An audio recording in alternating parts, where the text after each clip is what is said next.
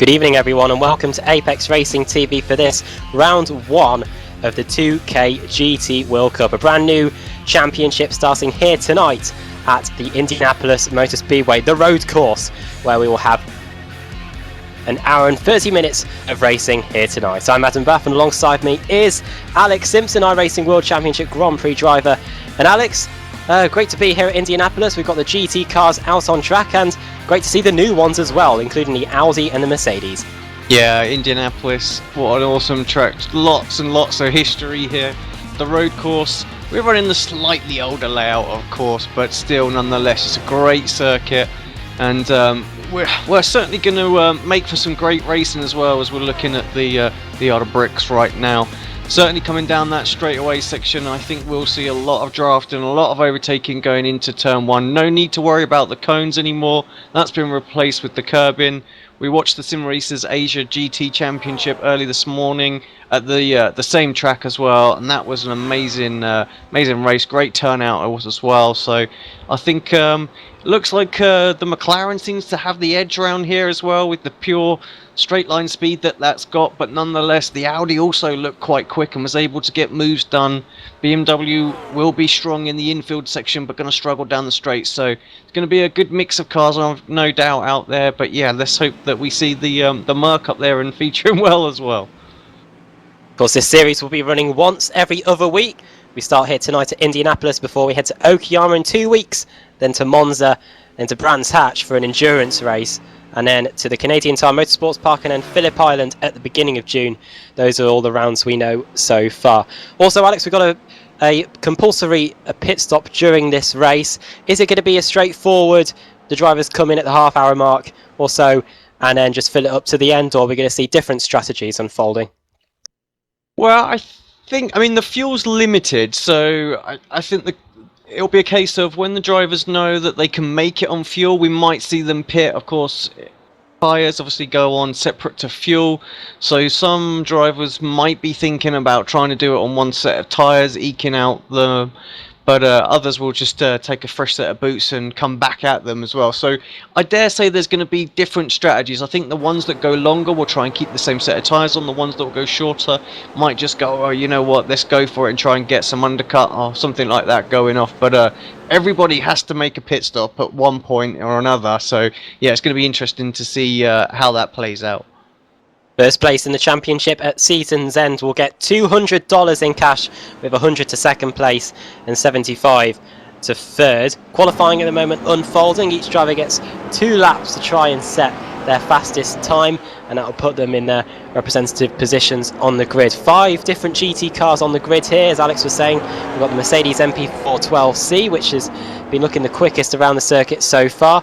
Of course, we've got the BMW Z4, the Audi R8 LMS, which is new to the iRacing service, along with the Mercedes AMG SLS GT3, and then the 5th car is, I think it is the Roof, Alex? I can't remember how many GT cars we got. Yes, it is. So those are the 5 cars here, and we're looking at rounding up quickly the practice times. Maximilian Benecke was the fastest, 1:24.5 in the McLaren in second place as well. Patrick Pitcher, the teammates there in that McLaren. Third place, another McLaren, it's Florian Voith, and then Andreas Almensberger and Guillaume Herrera rounding out the top 5. So the top 5 all McLarens. 6th place, it's the Audi, so it'll be interesting to see how they can perform during the race and whether they can keep up with the McLarens, because only 4 tenths were separating them in practice. Just looking at the track guide right now as well. The temperature out there pretty hot, 26 degrees, partly cloudy, so a little bit of cloud cover out there. Not too much wind, so not much for the drivers to deal with. But the random set of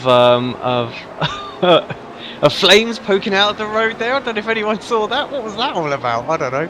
But Benecke actually has got the lap record for this season as well so far around here. So he's looked very strong in the official series as well. But yeah, some backfires there, just in the middle of the road. I don't know what that was all about, but yeah, that's different. Nice little glitch. I wonder if that's because the cars are all on their own piece of track. No one can see them. I wonder if it's just the McLarens that we can't see, just throwing a few bits of flames onto the track. Yeah, definitely a bit different. That's for sure. Well, the first lap times are coming in. Beneke, 1:24.5 in practice. He does a 1:24.4 in qualifying, and that puts him straight onto provisional pole. Patrick Pitchler in second. Yeah, that's a very odd little glitch. You can see him down the straight now as well. So Everyone braking for turn 1. well, no, it was. I think it's just where they're peeking out, and yeah, I'll have to. There you go. There's some more there. This is excellent. We'll have to share this video and some more with iRacing, because I'm sure it's not meant to be doing that. I hope the drivers can't see that as well, because yeah, it's just the McLaren drivers just putting the fear of death in all the others as they're trying to go around. The 2K GT World Cup is only 10 minutes old, and it's already providing iRacing with some useful technical tips for the next build. Andreas Almensberger has gone up to second place, going ahead of Patrick Pitchler, but they're all on the same team, it looks like, and they are at the moment on the front three of the grid. Guillaume Heredia is in fourth. Justin Brunner, who was seventh in practice, has now gone into fifth, so good lap time from him. The others all have one more lap to try and improve their time. Florian Voigt in 6th, Sylvain Pomeradi in 7th, that's an Audi. 8th, Konrad Gabalski in another of the McLarens. And then running out the top 10, it's Christian Manzano at the moment in another of the Audis. Cars just completing their laps, and once they're done, we'll run you through the grid. Pretty close at the moment as far as the times go, but I think after everybody's got their second laps in, that'll just close up even more as well. And can I just say, it's a pleasure just to have the 2K series back on Apex Racing TV as well. Of course, it found its origins here as well, back with the Skippy series as well. It was a whole lot of fun covering that back then, and sadly, unfortunately, we couldn't cover it anymore. But it's just great to see the series has gone from strength to strength, and doing both the Skippy series now. It's got the oval one as well that does, as well as the Formula Renault 2.0 series, and now the GT as well. So Philippe doing a great job, and everybody jumping on board with the series. It's it's great to see how it's expanded. Qualifying also is very important for the drivers. There are bonus points that are on offer for P1 to P8 in qualifying. Pole position gets 9 points, and then 7, 6, 5 and onwards down to 1 for 8th position. Right then, I think the grid looks set for the race to begin. It says here we've got an hour and a half of racing then at Indianapolis Motor Speedway, the road course, 13 corners, and of course turn 13, that banked corner going down the front straight, where we'll probably see a lot of overtaking, a lot of action as well. Maximilian Beneke then for the McLaren is on pole position with Andreas Almensberger in second. Patrick Pitchler is in third position on the grid. Fourth it is Guillaume Heredia. Fifth, Justin Brunner. Florian Voigt in sixth position. Seventh it is Sylvain Pomeradi. Eighth it is Patrick Grodsky with Pekka Tuomian in ninth, and Dado Opakak in 10th.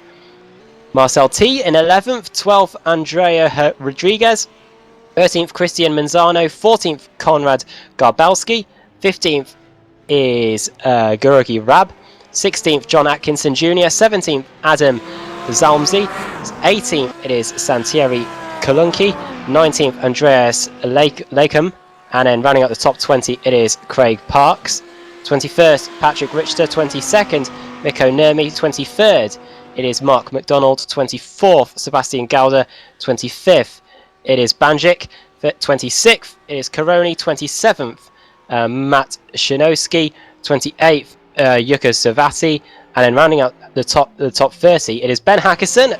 Those of you that watch the BSR Pro Series and the BSR Kia Club Series will have heard of him, and Jose Ramon Buela, and then something at the end in 30th. 31st Jaco Boshoff, 32nd Jonathan Brault, 33rd it is Zmecki, and then the cars that did not set a time, John Morgan and Patrick Wolf. Yeah, sorry Jose, the name's not showing on my overlay as well either there, so yeah, a bit odd.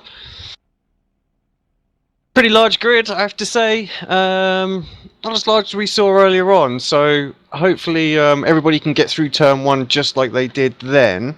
So just looking at the race stats, unfortunately it never shows it for us, does it, as spectators, but it's 40 laps, Adam, so shouldn't be too bad at all.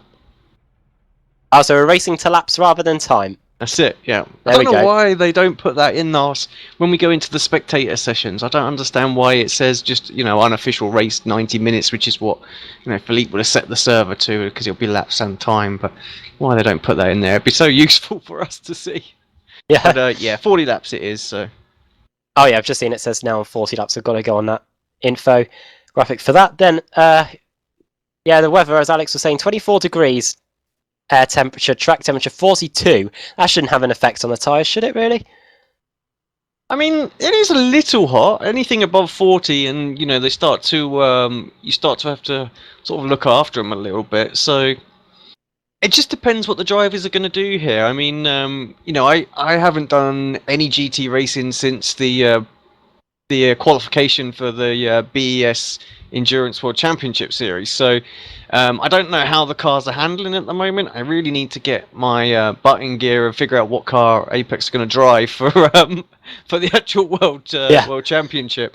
But yeah, so it'll be interesting to see. I mean, if they feel that because they stopped as long as they are for fuel and things like that, it warrants getting a set of tyres. Yeah, we might want to do it, but I think we'll figure that out pretty quickly. If people start to come in fairly early, then I dare say they might take some tyres. But if they're going to try and eke it out for the long way, then they'll just try and keep the pit stops as short as they possibly can. So just a splash of fuel, and they'll be on their way.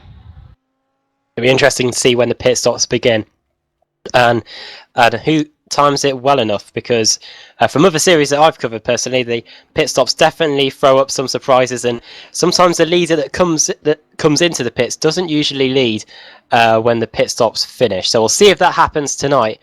And the McLaren team at the front, 3 cars at the moment on the front row of the grid. See what happens. 10 minutes is up, and soon we will be getting down to the grid to get ready for the first race of the 2K GT World Cup. So pivotal, the pit stops back in the 2K Skippy series as well. The people could gain and lose so much time, and just getting the techniques right into and out of the pits. I think it's going to be much the same again, but this time obviously it's not just a stop and go like we had then, so they will just take a little bit of fuel, and of course they should be able to set the amount of fuel they need. With the Skippy, it was a case of having just to manually stop it and just try and hope that you got it right. So that was a bit of a different challenge. But with these cars, I think they'll be able to set it to the kilo that they need. So not quite so challenging. Series starts tonight then. We'll cover 18 weekends,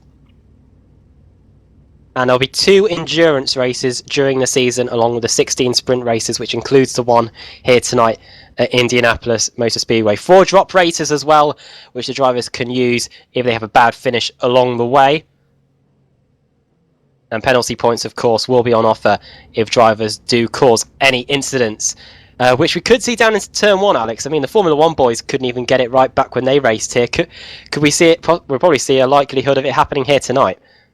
It could happen, depends. I mean, there obviously is a mixture of speeds as well on that straight. The McLarens are predominantly at the front, but you might have some quicker ones or some sort of slower initial sort of drivers coming through if they get a good start. So yeah, it could be pretty tasty into Turn 1. We're just gonna have to keep an eye on it. Fortunately, Indianapolis is pretty wide, and if you caught on the outside going into Turn 1, you can obviously just sort of bail out onto the grass on the left. You'll pick up a slowdown, but better that than causing a massive wreck or spinning out yourself as well. So I think there's earlier on, we didn't see anything. It was fine earlier on, so I'm just touching a bit of wood and hoping that it's going to go the same way.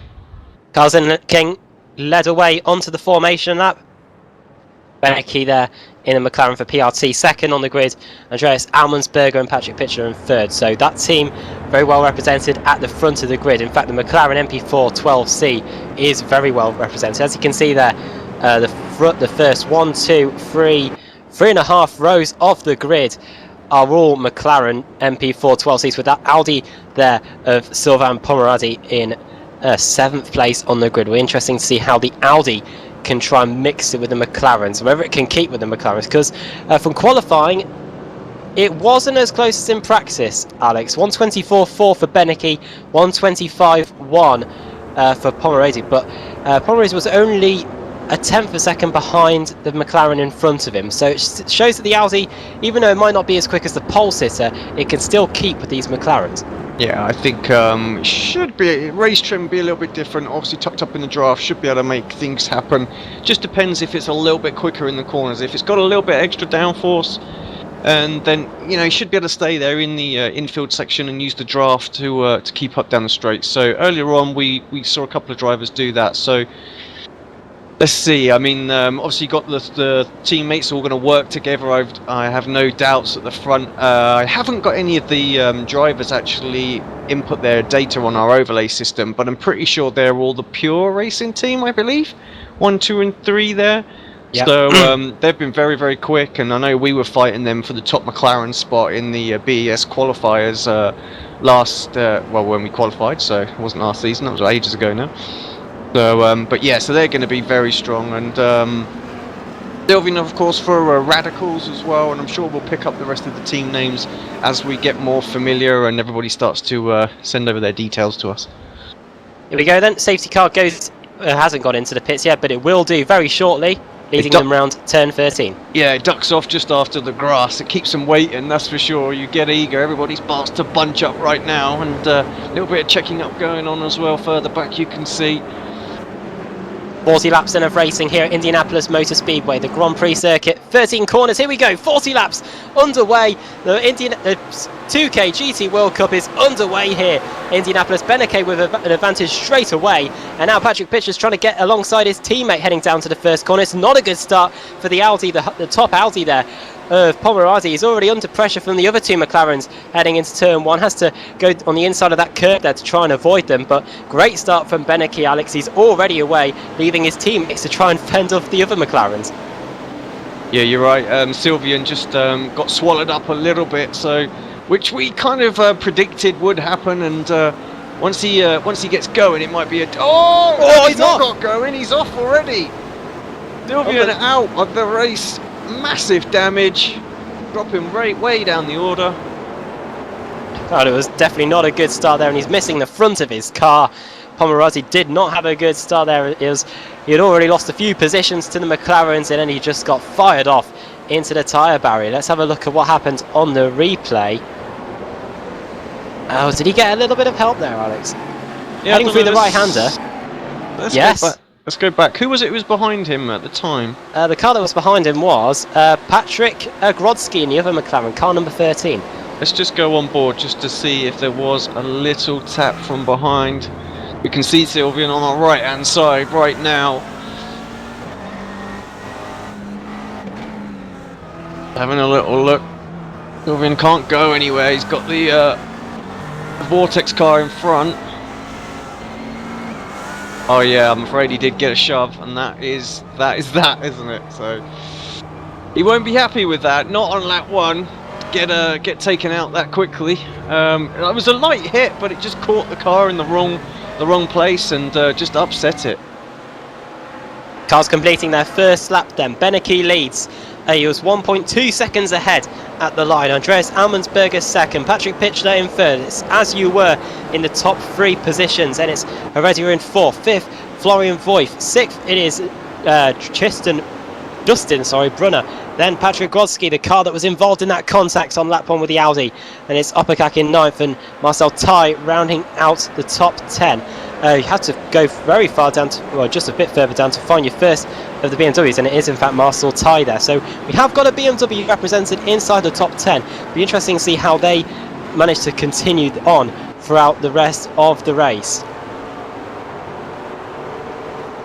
But already Beneke pulling an advantage, 1.3 seconds behind. Let's see if there's any other battles going on throughout the pack. Everyone really just being very careful in these first few laps. 40 laps, around about an hour or so in length. And I say the first battle we've seen on track really here is a battle between an Audi and a McLaren. It's Santeri Kolunki, and that is in 16th place, trying to get past the McLaren in 15th, which is Groggy Rab, side by side down the front straight. The Audi picks a great toe off the back of that McLaren, and down the inside he goes into turn 1. He should be able to get it done, I think. into that first corner. The McLaren's good on the brake, so through that first corner, has the inside for turn 2, but the Audi goes round the outside there. Car number 17 of Kulunki, and that's a position change. So Kulunki there up into 15th place now, McLaren down to 16th. Yeah, great overtake there. Had to work for it, wasn't giving it on a plate or anything like that, and yeah, managed to sort of hold it round the outside through turn 2, and then it just came to him through 3 and 4 then, so sets his sight on Craig Parks ahead of him now, who's in 14th place.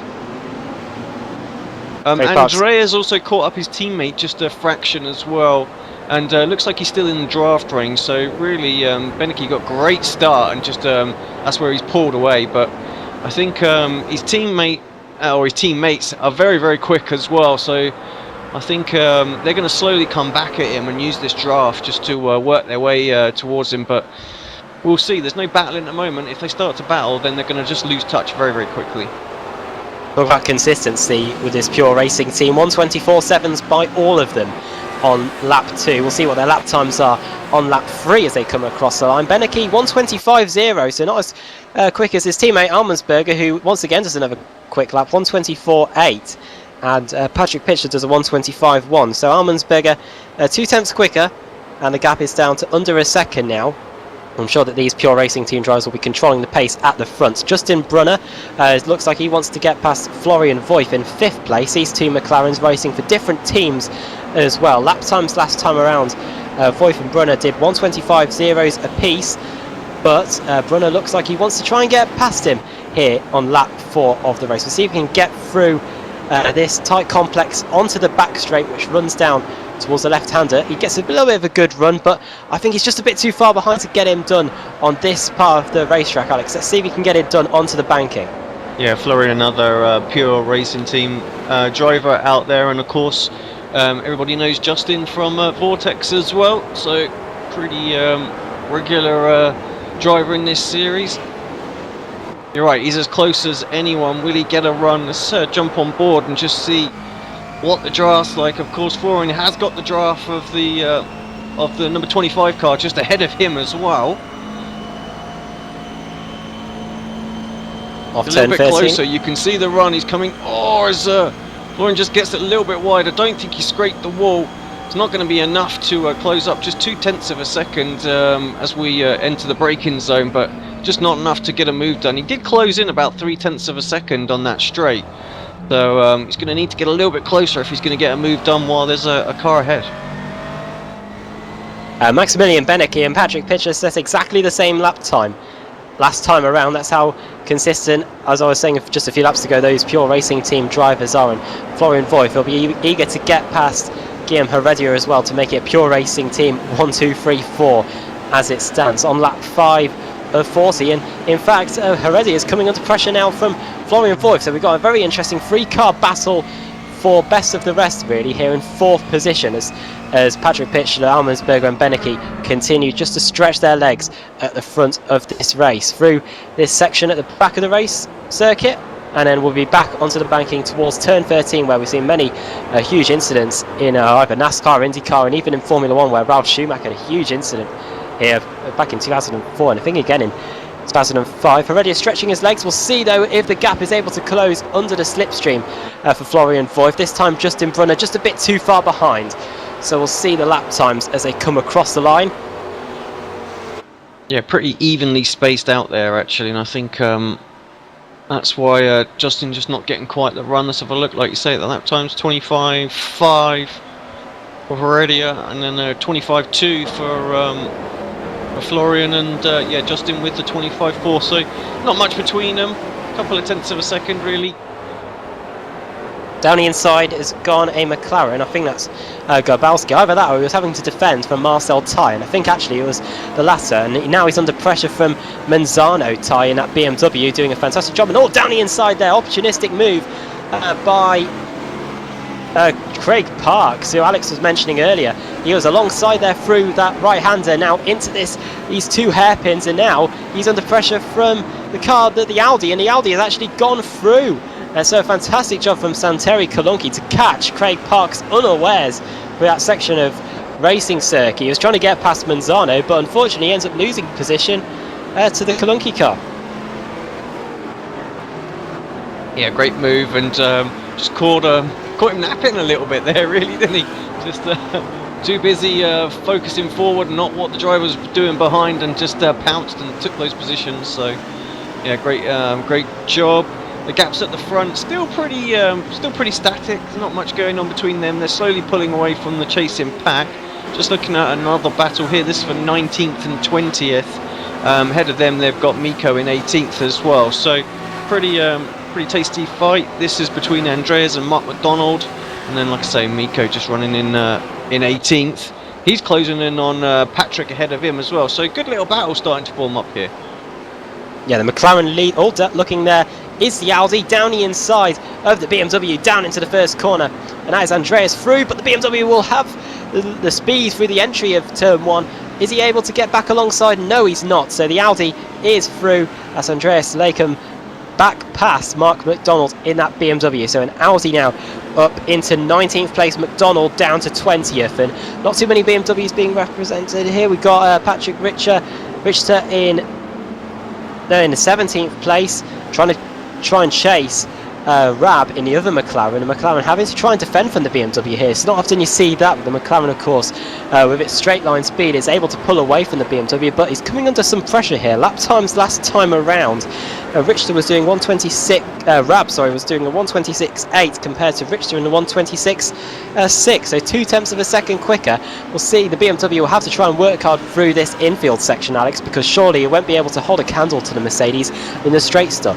No, and I think Miko might have a run behind as well, but yeah, just you can if we just bring the speeds up, you'll see just even in the draft he'll barely gain anything, maybe a kilometre an hour. That's it. It's very frustrating when you're a BMW driver. Of course, you just have to take these particular race circuits on the chin and know that you're gonna struggle. It's the same as if we're at Monza, for example, like that. They're always going to struggle here.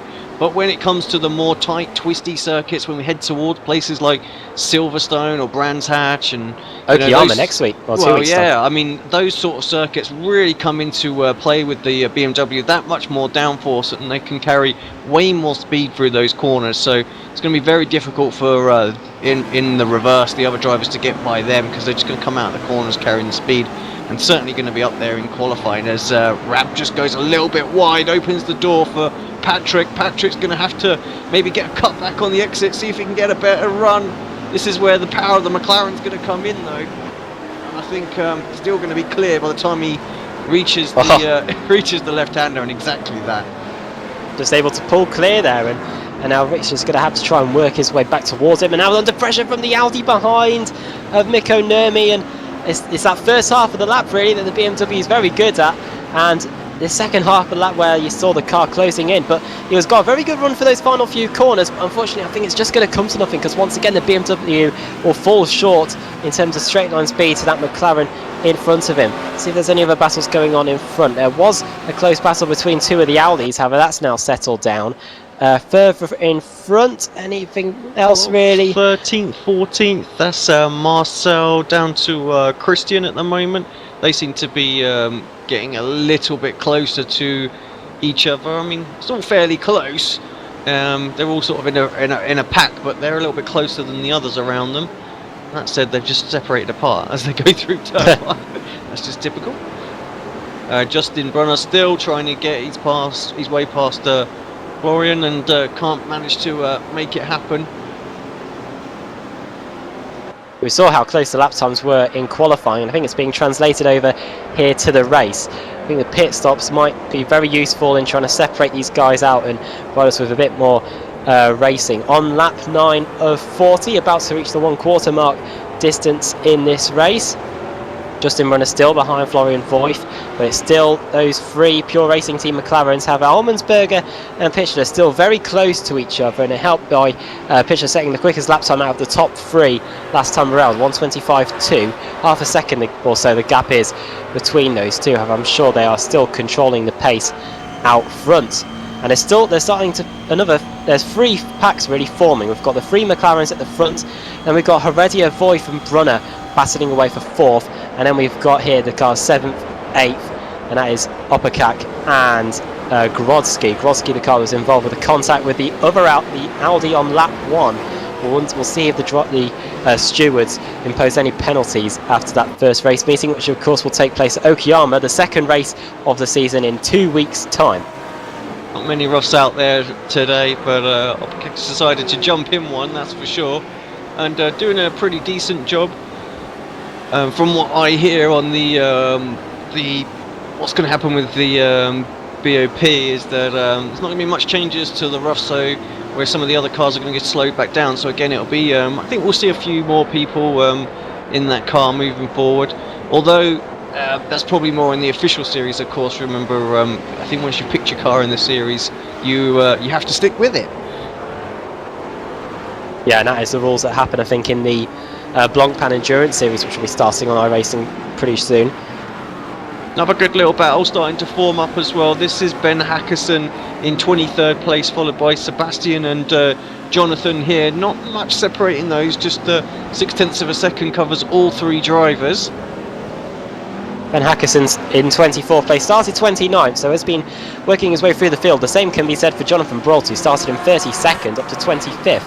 And Sebastian coming under pressure from Jonathan now. He was in 23rd at the beginning of the lap, now being shown down in 24th, so he's already lost the position to Hackerson. We'll see if the Audi behind him of Jonathan Brault is able to close in at all in the slipstream. Maybe just a bit too far behind to get anything done here, but look at the speed difference of Sebastian closing in on the back of Ben Hackerson. Hackerson having to do some typical touring car style defending there that he's used to on Thursday nights. Down the inside there goes Sebastian Gaudier into the first corner. Round the outside he's going to go. We've seen that move work a few times, but runs out wide. Just runs a little bit wide there, and he's having to fight the car there because he's now under pressure from Jonathan Brault. So very close racing here, and he goes wide through turn 3, Alex.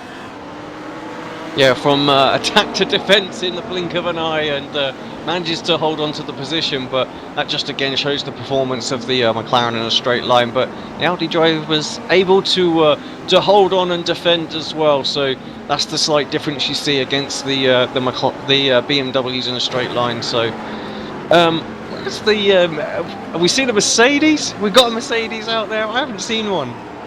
I'll scroll through, yeah, to try and find a car that's driving one of the Mercedes in this pack. They are allowed to course the race here, and I actually don't think we've got one. I can't see any. I think we've got BMWs represented here. No Mercedes being shown. I do apologise if anyone is racing a Mercedes, but I can't see one on the track, Alex. So only 4 of the GT3 cars being used here. Battle continues though between Manzano and Kalunki. It's a battle that we keep getting drawn back to, and it's because they still can't separate themselves, and this is over 13th and 14th. Their lap times last time round still 1:26.2s. Can't separate them on terms of lap time and position on the circuit here. They still can't get anywhere near Marcel Tai, who's in 12th, and Garbowski in 11th. Rodriguez trying to get past Tuomonian as well, 9th and 10th. McLaren there, and another of the Audi. So McLaren versus Audi. The iRacing organisers have done a very good job of parity here, because the Audi seems to be sticking right with the McLaren. In the slipstream it seems to be very good as well, able to get past the McLaren. We've seen some moves happen down into turn 1. It's just that when that McLaren gets in the slipstream, if the Audi's having to act as defence, it's almost a sitting duck really. We saw that just a few laps ago, how quick the McLaren was once it had a decent tow. And interestingly, what's the Audi, I believe, is going to get slightly less drag in the update that we're going to have as well, so it will be even quicker in a straight line. So yeah, it's going to bring it up there. It seems to be in the infield section, it seems to be okay. I know there's a few people just sort of complaining with how stable it was over curbs and things like that, but still obviously a very new car, and takes a while just to get the setups fine-tuned. So I think maybe with the updates we'll see things a lot closer. Let's just hope it make our job all the more enjoyable when we're calling these races. Yes, definitely, and we'll run you through the top 10 quickly. Benecke then leads, less than a second still. However, that gap's been hanging around 9/10 of a second since really about lap 3. Second, Andreas Almensberger, Patrick Pitcher in third, Guillaume Heredian fourth, fifth, Florian Voigt, sixth, Justin Brunner, seventh, Patrick Grodzki, eighth, Dado Opakak, and ninth, Pekka Tremaine. And then running at the top 10 is Andrew Rodriguez. on board with Patrick at the moment. He's just looking at the rear of his two teammates thinking, when am I going to go for a move? At some point, surely. Right now, it just looks as though they're working together. They're not going to battle too hard. They've just got, they've still got a few drivers just 1.7 seconds back. And so as soon as they start to battle, that will open that right up. And I think Andres obviously wants to close in on Beneke ahead of him as well. That gap is about 1 second. It's been like that for quite some time. So not able to really close right onto the gearbox of his teammate. And I think Patrick's just giving him the opportunity to do that, because they have come back a little bit at him, I have to say. Yeah, Patrick's actually quite close now. Lap times last time around 0.2 of a second quicker, and it's just another change per position, and it's Rab. Rab's lost a few positions, in fact. I don't know what's happened to him. He's now dropping down the order down to 21st. He's very slow down the front straight. I wonder that surely can't be a blown engine for a McLaren. He's just lost a whole ton of positions. Should we have a look now at down replays, in 20 seconds. See what's gone on there? He spun. On the banking through turn 13, he got sideways unbelievably, and has a tap with the wall on the inside off the banking and loses a few positions. I don't know if he sustained too much damage, but yeah, not often you see a car getting out of shape through the banking. These cars are usually pretty planted. Yeah, just obviously, I can imagine they're running a wing absolutely on as minimum setting as they possibly can for the straight line speed, but yeah, just out of shape, didn't correct it up, and yeah, around she goes, big time damage. We saw another driver actually in McLaren earlier on do exactly the same thing, but just did a 360 and carried on with his way at a good sort of 180 kilometers an hour, but not quite as stylish for Rab that time. Hitting the wall, sustaining a bit of contact there. Not what he wanted. He was fighting for a position inside the top 10. Now he's down in 21st position, and not a good way for him to start the season here at Indianapolis. Back at the front, Almensberger picks up the pace that time. Battle though between Kalunki and Ty. They're side by side down the front straight into turn 1, and it looks like the Audi might have the position here.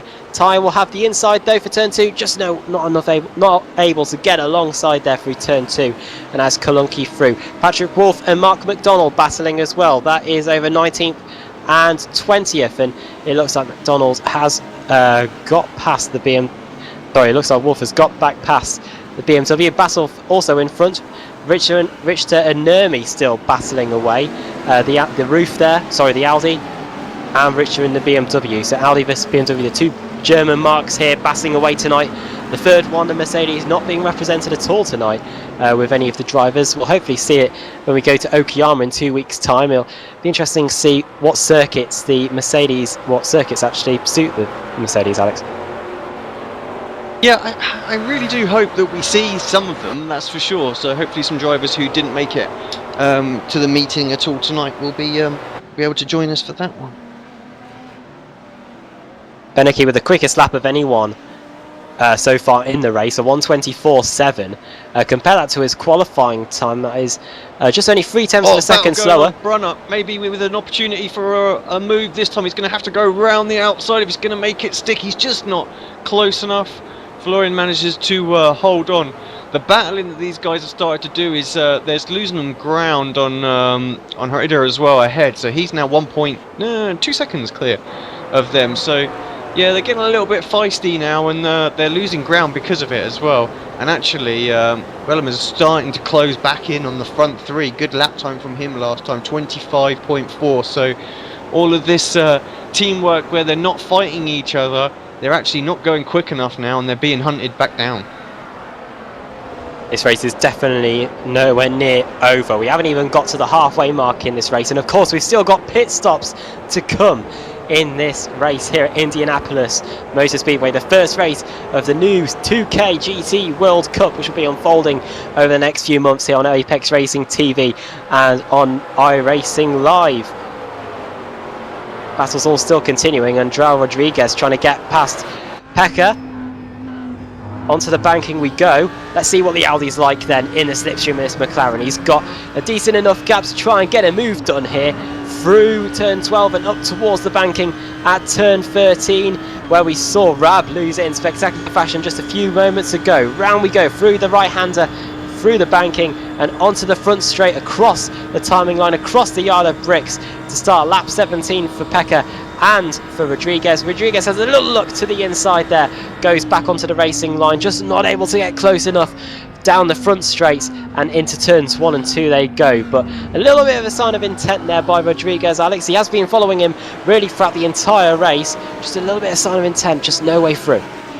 Yeah, I was looking at the speeds there, and we brought him up on screen, and he was about 2 or 3 kilometers an hour faster, not much at all. So we've seen other Audi drivers make lose a McLaren driver as well. So perhaps just running a tiny little bit more winged, we think maybe there, just to it seems a little bit odd here, but you never know. Drivers just might want that stability through the infield section. But yeah, it's hurting him to be able to get a run. Maybe that's what it is, and McLaren's using as little wing as possible because they know that their advantage is on the straight. Meanwhile, the Audis and the BMWs using maybe a bit more to suit their capabilities through the slow stuff. Having a little look further back. Patrick Wolf and Andreas again, still pretty close. They've got Mark McDonald close in on those as well, and Patrick Richard just ahead of them. He's trying his best to stay out of the slipstream range. But I think he's looking at the lap times last time as well. He's slowly being caught back in as well. So going to need a good couple of laps just to try and build that gap again. These guys lapping, well, last time around, Andreas lapped a 1:28.1. We'll see what he can do when he comes across on 1:27.3. So it was quicker that time, but the BMW there of Patrick is looking under pressure from that McLaren behind of Patrick Wolf. So the two Patricks here battling away. Lap 18, McLaren trying to get its way through turns 1 and 2 as quick as it can to keep up with the BMW that's very strong through this opening part of the lap. And then the McLaren, of course, good off the corner onto the back straight. And then the BMW gains just a little bit through those final few corners before the McLaren once again gets back to its normal advantage through the final fast few corners onto the front straight and through the banking. And in fact, Patrick Richter is actually starting to pull away. 1:27.0 was his lap time last time around, but Patrick Wolf wasn't good through that first few sections of the circuit. That, of course, is to be expected with the McLaren. We'll see if he's able to close back up, Alex, through these final few corners to lead back onto the front straight. Yeah, he just needs to minimise the time loss that he gets through this infield section. Really nail the corners. Just sometimes you can overdrive it and it just all falls apart because you're trying to get as close as possible. Just tidy up the apexes, and that should give him an opportunity. 0.7 of a second is the gap as he comes off of the final corner. I don't think that's going to be enough. You need to be about, he's going to pit. So definitely no opportunity. So first driver we've seen that's made the choice to jump in. Feels like he's probably being held up, so probably a good choice. Benecke into the pits as well, so our race leader teammates in as well. So the two teammates here rolling the dice. Those are the first two cars to come into the pits, and we'll see what their pit stop times are like, and of course how long you can spend in the pits here. 17.2 seconds. Yeah, just fuel. There's no tyres there, no way, not in that time. So very quick stop indeed. Benecke back onto the track, and Patrick Wolf, let's see what his pit stop time is. 16.6, just a little bit quicker from Patrick, but he will be back on his way as well. So we've seen our first two pit stops in this race. They've spent right about first. Benecke took 50 seconds in the pits. That is definitely the gap to watch out for then when these guys come into the pits in a few laps time. So that means now that Almensberger is the leader. We'll see when him and his teammate Pitchler come in as well. Those two leading them around, and they both stay out, I do believe. So those two running a different strategy. Could they be going long as opposed to their teammates, Alex? Yeah, it could be. What I was thinking as well, what Benecke's got to worry about now is he's come out and there's a lot of traffic in front of him, and his teammates can stay out as long as they possibly can on fuel. They could just get a little bit of an overcut here. That's going to be the interesting thing. So let's keep an eye on, see what the front guys do, whether they decide they're going to jump into the pits or not. They've gone around for another lap at least. So Andreas leading from his teammate Patrick, and then Herrera closing England as well, 1.1 seconds. So yeah, this battle really starting to heat up now. Top three, and of course their teammates that are pitted as well. And Hackerson has come into the pits. But actually, this battle for the lead between Almonsberger and Pitcher is actually heating up, so we might stick with this, and this might even get taken to the pit lane. So here we go through this section at the racetrack to end the lap before heading back onto the banking. Pitcher in second place, Almonsberger in front, and Almonsberger is actually having to do a little bit of defensive driving here to stop his teammate getting by. Onto the front straight then, or well, on our way to the front straight, through turns 12 and onto the banking. Any of them coming into the pits? One of them is, and it's Almonsberger, the race leader, coming in. We'll see if he's able to get in front of his teammate, of course. He's now into the pits, as is Heredia, so two of the leaders coming in. Pichler stays out, Voif stays out as well, so does Justin Brunner, and I think Grodzki, has he stayed out as well? I think he has, so we'll watch this eagerly now. Almonsberger coming to his pit box, and where on the racetrack is Beneke? Yeah, Beneke is coming through the final section right now. He's got a bit of traffic ahead of him. Oh, gets a little bit out of shape as well as he's trying to slip up the inside of one of the Vortex Audis there. Gets the job done, but that's going to cost him, and lap time looked to have been compromised. Where is his teammate? Is he going again or not? I think this is going to be close, but I think Beneke's going to get it by the time he gets back up to speed. Almonsberger's away, 16.6 seconds, so 0.6 of a second quicker than Beneke. There's Beneke there on the outside, and round the outside he goes, and he is through back into the lead. But I tell you what, the gap is just a little bit shorter than it was before the pit stops began, and now they are on their way to the end of the race. It's now, the gloves are off, and now Almonsberger can forget about the strategy. He can chase after Beneke. But let's not forget, Patrick Pitchler is still out there, and he was right with Almonsberger before Almonsberger came into the pit, so he's not out of the possibility of getting the race lead away from both of these guys, and he's still yet to pit. Will he pit this time? We'll see in just a few moments. Yeah, and Patrick stays out as well, so Pitcher's deciding that he's got a bit of clear track ahead of him at the moment. He does a 26.0. Let's keep an eye and see what Beneke does as well. So the gap as well from first to second as well, that's still only just 1 second. So anything can happen there too. So it's not over and done with that little fight. And we've got some more pit stops going on as well. Florian's in, Justin Brunner in as well. So these guys have been fighting out for a while. We're going to see a jump in the pit stop at all, or is it just going to be as they were? Let's hope for a little shake-up, I think. And of Voif and Brunner, and they're away. Beneke's through, obviously, past these guys, and who's the first out there in that red McLaren? It's Adam Zalmsey, of course. He's a lap or so down, but Brunner out miles just in front of Sebastian. I think, is that a gain of positions there? Miles in front of Florian Voif, so not a good stop there from Voif. How long was he in the pit box? I'd like to know. I just turned off my timing screen by accident there, and now I can't actually look. But 17.5 seconds compared to 16.3, so 1.2 seconds gained, and a couple of places as well cleared, some needed traffic as well. So really helps him out big time, does that for Justin. Let's see if he was being held up now for the rest of this race, and he can perhaps have a run and see if he can close in on anybody else. So yeah, pit stop not so good for Florian.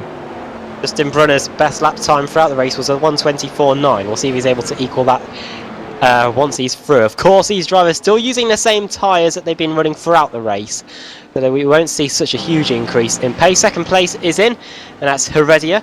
We'll see if he's able to gain anything out by running just a little bit longer in this race. His pit stop, of course, pit box, sorry, is further down as a result of his qualifying position. Yeah, where is Beneke? Here he comes down the straight. Going to be quite close, I have to say. Already is away. So might just hold on to this. This is going to be very, very close. Beneke's are getting into turn one. This is going to be so close, and Beneke's in the lead, and Almonsberger's in second. So it's going to be interesting to see where Heredia is once Pitchler's made his stop, because Heredia have just stopped the 1-2-3 for the Pure Racing team here. Yeah, it's possible. Pitchler really needs to absolutely nail his pit stop now if he's going to continue with that. I mean, he might, if he gets it spot on, he might come out just in the lead. There's nothing separating these guys at the moment. Just 1 second covers all three cars. So Heredia's slowly been working his way back towards these guys as well, so perhaps a little bit more tyre life on there, so just gone for a slightly more long run setup on that McLaren. Maybe he can do something, like you say, about this 1-2-3 for Pure right now. Yeah, because I think it's either Patrick Pitcher's either going to be really out in the lead after his pit stop, or he's probably going to be in 4th position. That's how close these front three are.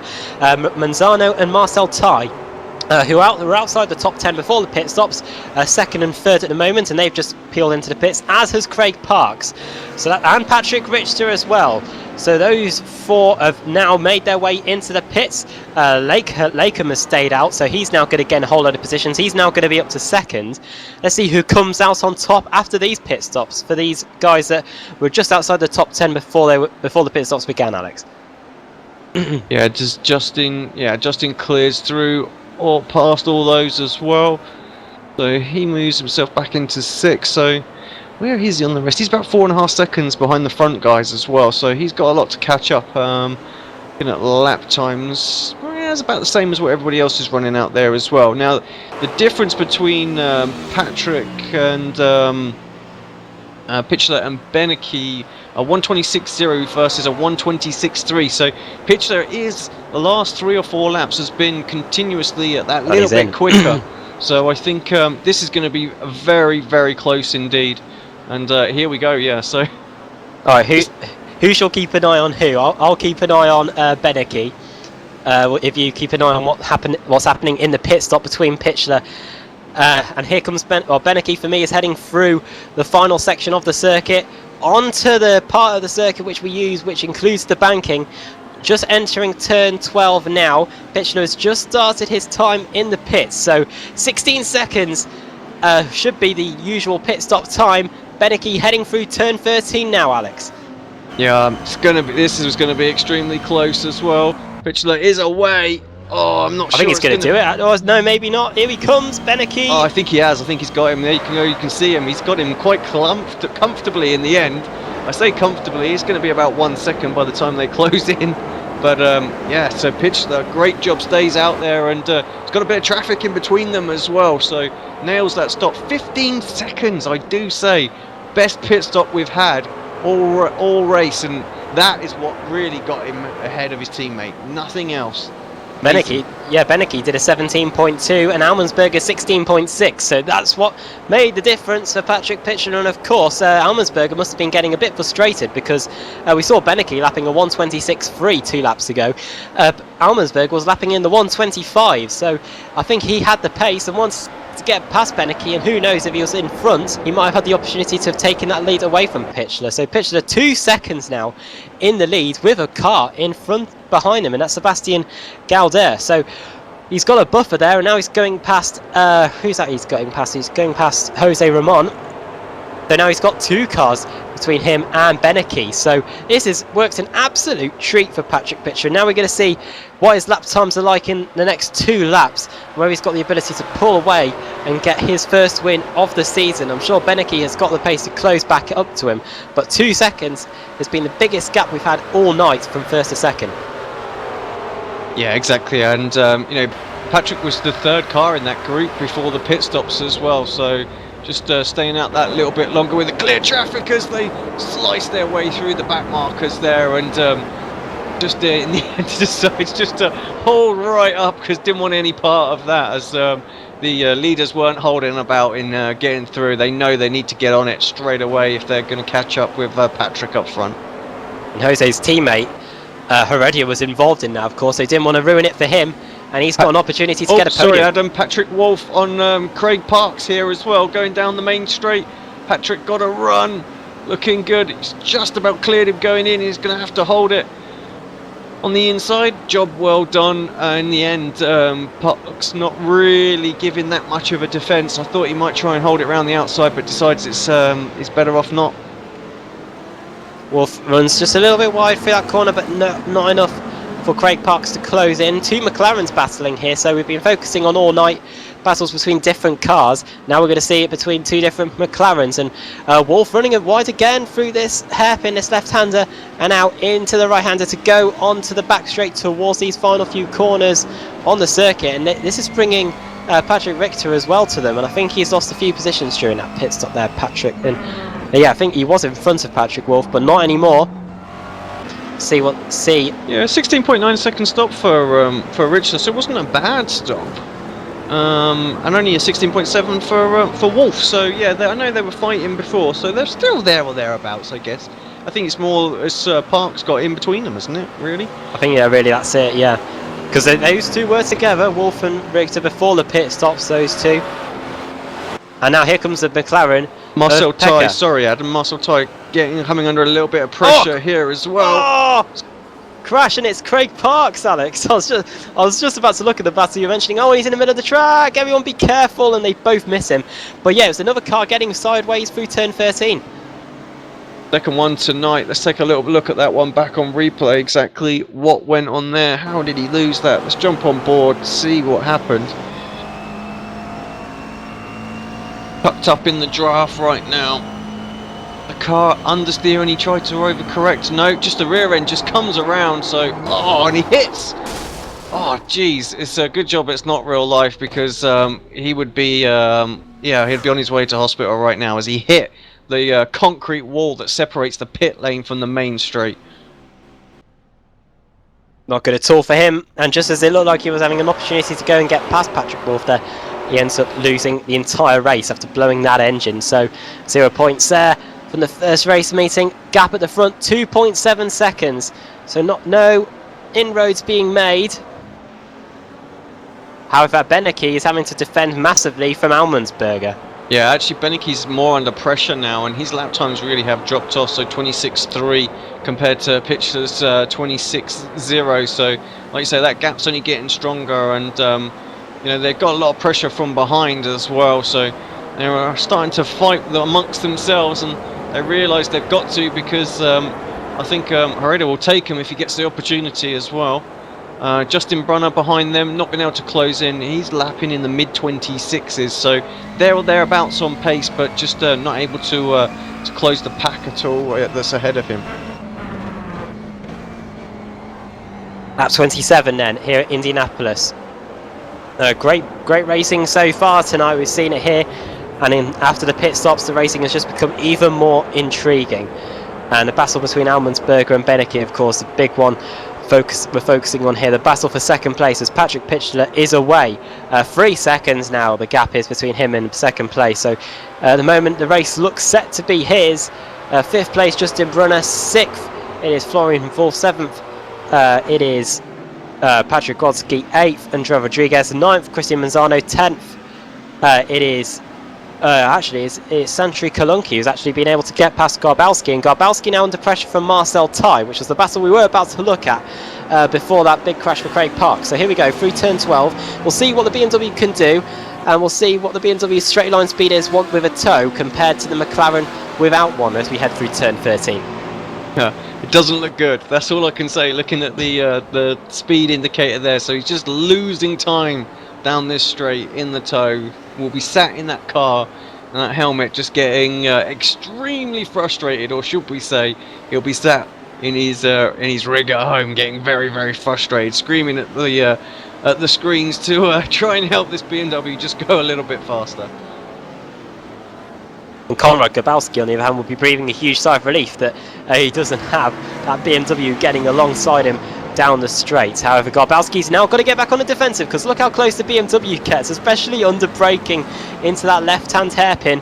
And now we're heading onto the back straight, and Garbalski having to take an inside line, a defensive inside line onto the back straight. And that's given the BMW a run. It's not often you see that, but now surely the McLaren will get a run. Ty looking to the inside, but there you go. There's that straight line speed in the McLaren, just able to hold that vital few car length, that vital car length. When you're in that sort of position, you've kind of got to throw one up the inside a little bit and use the performance advantage that you've got in that BMW. It's got that much more downforce, and just kind of make sure you leave enough room on the outside, but so much so that you commit to the overtake, because you've got to get through. He knows he's not going to do anything right now, and actually he's going to be vulnerable to Rodriguez here behind him, I think.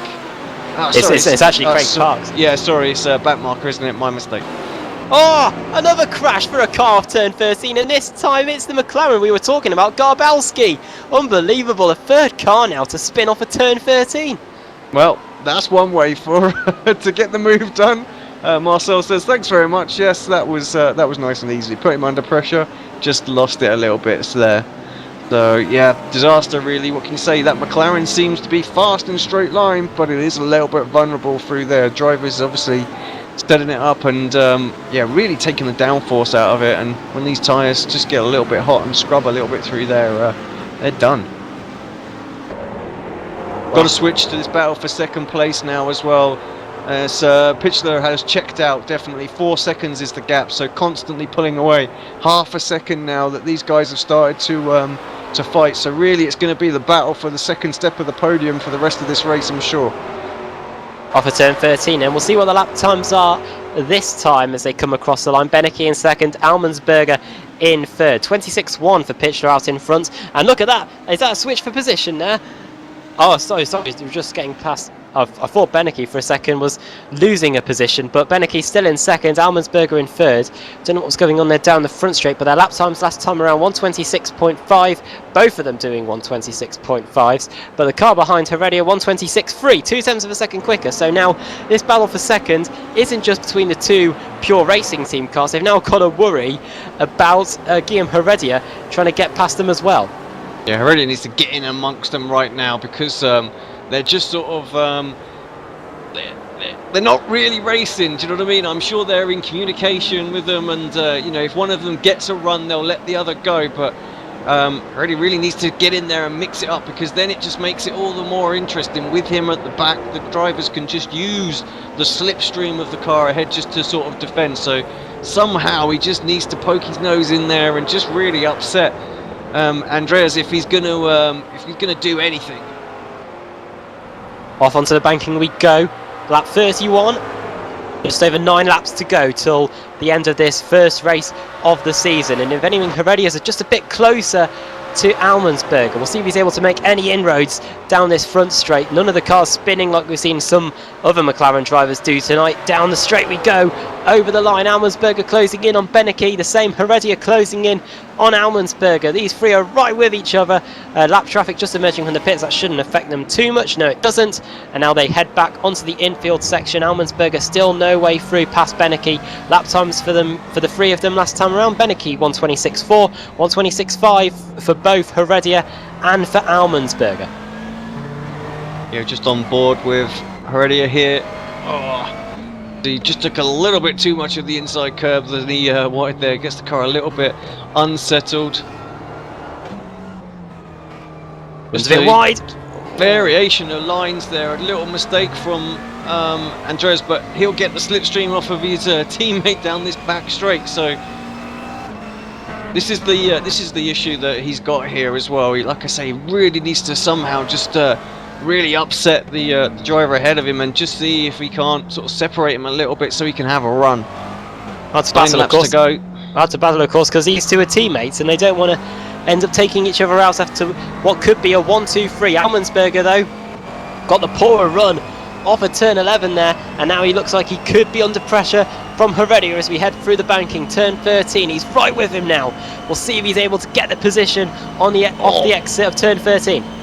A little wiggle as well from in fact, Beneke's racing car. Yeah, like you say, Beneke's the one that's under pressure as well. So he needs to follow him around. Teammates just exchanging positions. Now this could be the problem. Oh, that was very, very close. Beneke then loses second place to Almensberger. Does he want to start fighting him straight away, or should he be worrying about Heredia behind him? He looks like he's fighting straight back to try and get that second place away after starting on pole position, leading practice as well. Is now dropped down to the bottom place on the podium, Beneke, after leading it for the majority of the race before the pit stops began.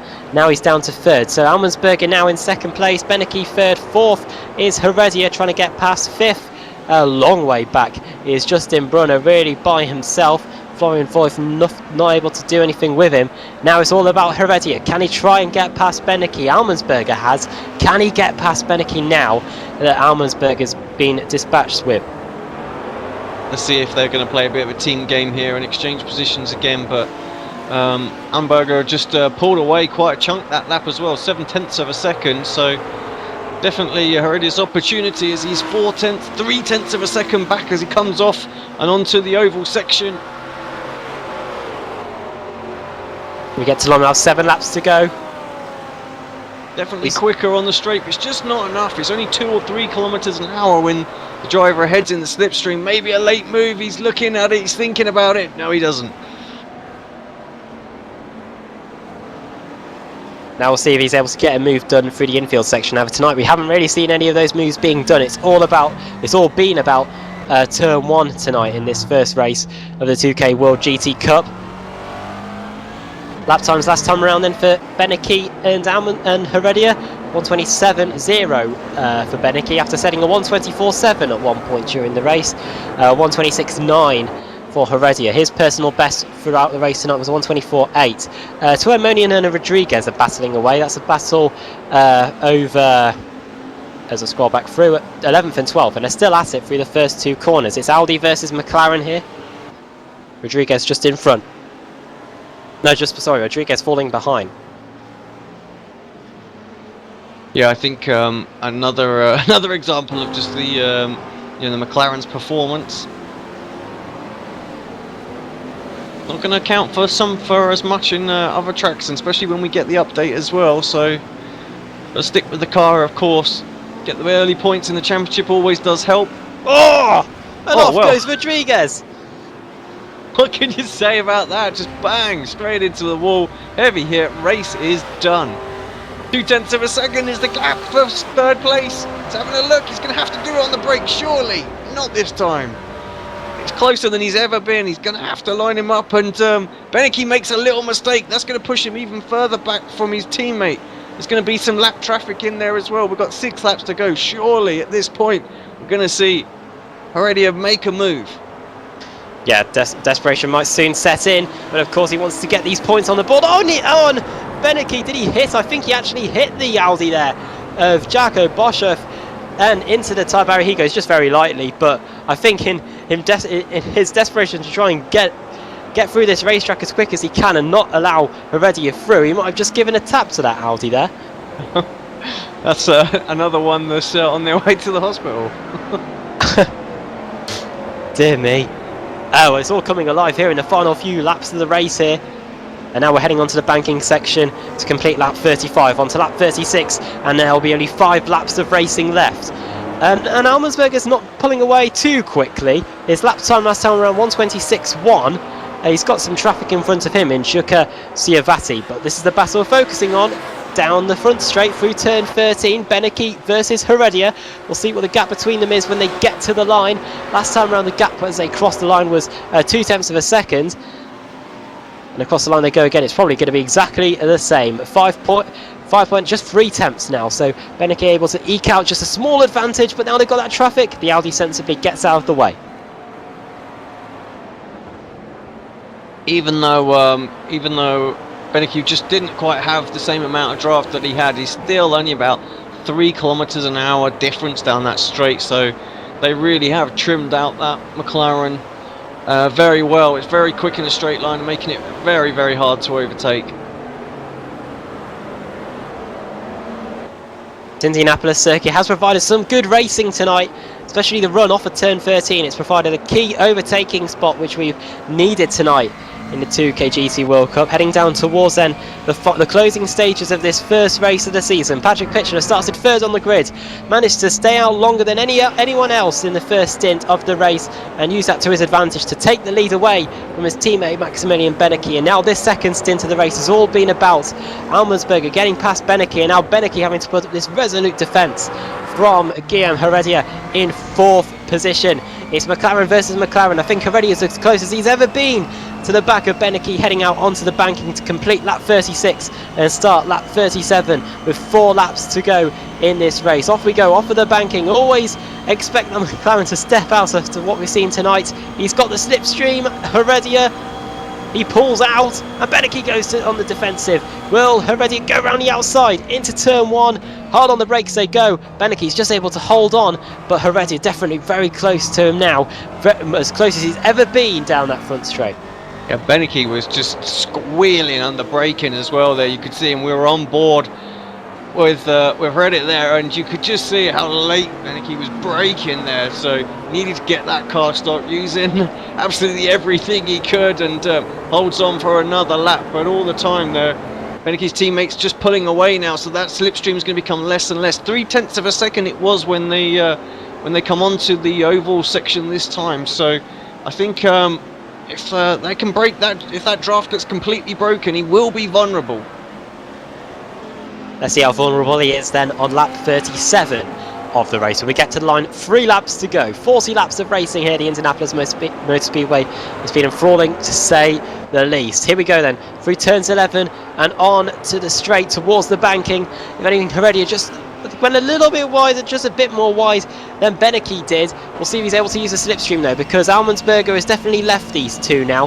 Beneke won't be able to use that slender advantage that he had to try and pull away. Here we go, off the banking then, onto the front straight. Look how close they get to that concrete wall on the exit. And it looks like Beneke made a little mistake through there as well and lost a lot of momentum. This surely opportunities on the inside. He's going to have, no, he's checked back in. I thought he was going to throw one up the inside for a minute. Oh, and has to check up big time through turn 1. Loses all the momentum that he gained, and over the grass as well, so he puts himself 0.7 of a second back after that. Yeah, he had to check up through the middle of turn 1. Beneke then now has just got a bit of an advantage. We'll see if he's able to close back in though through this infield section. 126.6s for both of them last time around, and Almonsberger 126.4, so he is away, and Patrick Pitchler 126.5, 4.1 seconds out in front. But let's see what happens now in the third place battle. I'll tell you what, Alex, it didn't take too long, did it? I think no, not at all. Heredia's right back with him. Adam, I feel like we might be neglecting the rest of the field. Could you just give us a quick rundown of the order just while these guys are having a little fight, and if they get to run, we'll switch straight back to it. So those are your top 4 battling away. Justin Brunner in 5th place, 10 seconds behind. Then 4-second gap back to Florian Voigt. 7th is Patrick Grodzki in 7th position. 8th, Christian Manzano, the highest of the Audis. 9th, it is Santeri Kolunki, another of the Audi cars, and rounding out the top 10, Marcel Tai doing a fantastic job in the BMW. 11th, it is Pekka Twemi in 12th, Dado Opakak 13th. Oh, what's happening? Are we heading down the front straight? We are. We'll continue it in a minute, but let's see what happens, Alex, as we head towards turn 1. Beneke and Heredia at it again into turn 1. Beneke just looked like he got himself a little bit out of shape through the final turn, that part of the oval that we've seen so many cars just get a little bit loose.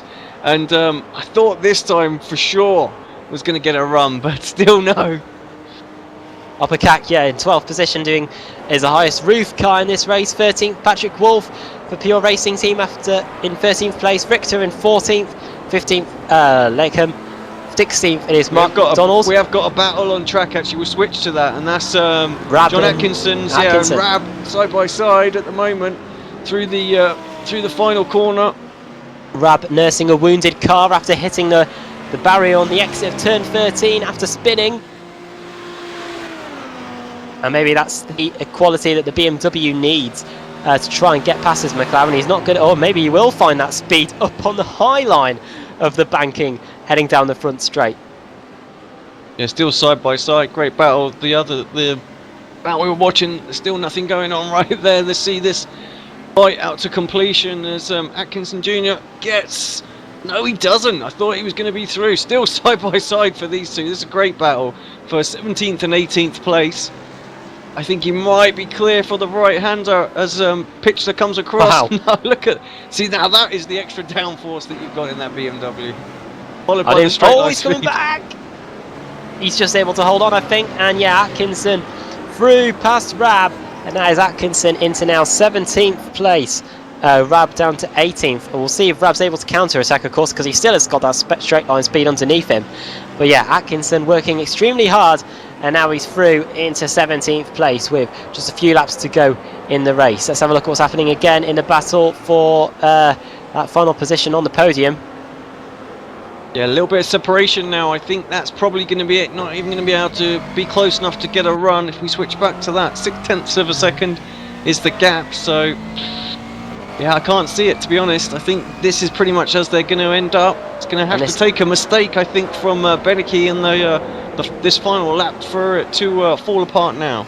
Yeah, and all that excitement between that battle between Atkinson and Rab. We're now on the final lap of the race. So Patrick Pitchler then is coming through.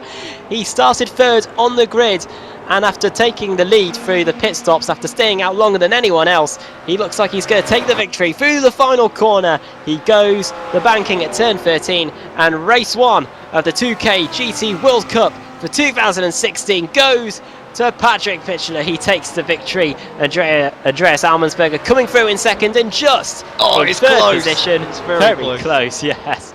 It is Max Beneke with Heredia in fourth. Fifth coming through, it is Justin Brunner. He comes across the line. 10th, 11th and 12th, Adam. Sorry, switch to that great little battle. The others are going to just sort of come through where they are, but this one could change. We've got back here having a little run. He's obviously got a little bit of no, he's not. Where am I going? I'm talking rubbish. It's Ty that could be a little bit vulnerable. He needs to use the slipstream in that BMW. I think he's going to hold on to it. It's going to be close though. Yeah, he just comes across the line to get 10th place, which I think is a fantastic result for a BMW Z4 with all those McLarens around him. And started 11th, finished 10th, so managed to gain a position as well. Tacomian in 11th, in 12th in the highest of the roofs. 13th, Patrick Wolf. 14th, coming across the line, Patrick Richter. 15th, Andreas Lakem. 16th, Mark McDonald. 17th in the end is John Atkinson. Rab actually is spinning again, and into the pits he goes, and that means he's going to lose even more positions. Ben Hackison's going to come through in front of him, I think. Yes, he is. So Ben Hackison gets 18th. Dear me, Greg. Well, I think Rab can take away from this first race meeting of the season. The next time I run at Indianapolis, maybe use a bit more wing. Yeah, I think you're right there. Oh, luckily luckily manages to not hit a wall, so he's able to continue and still finish in 21st position. And I think that's actually the last of the cars that were on the lead lap. So out of the 35 cars that started the race, 21 finished on the lead lap. Well, Alex, it started off as a slow burner. It's a slow burner. This race started off with the 3 Pure Racing Team cars keeping line astern, and then we ended up with third place finishing in first, and first position finishing in third.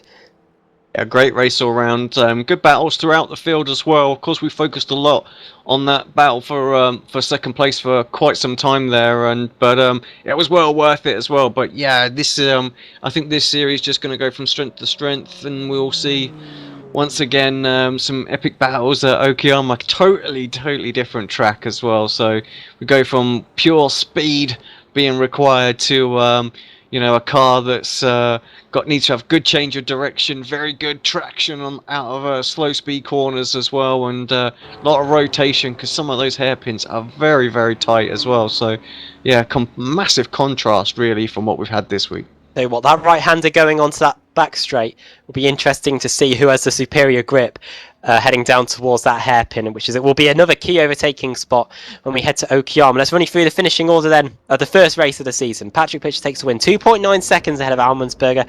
I wonder if Pitcher was just slowing down there in those final few laps. Beneke then in third, just ahead of Heredia, just 1/10 of a second in it. Fifth for Justin Brunner. 16th, Florian Voigt. 7th, Patrick Grodzki. 8th, Christian Manzano. 9th is for Kalunki, and rounding up the top 10, it's Marcel Tait. Tomian in 11th, 12th Opakak, 13th Patrick Wolf, 14th Patrick Richter. Those two Patricks still inseparable by the end of the race.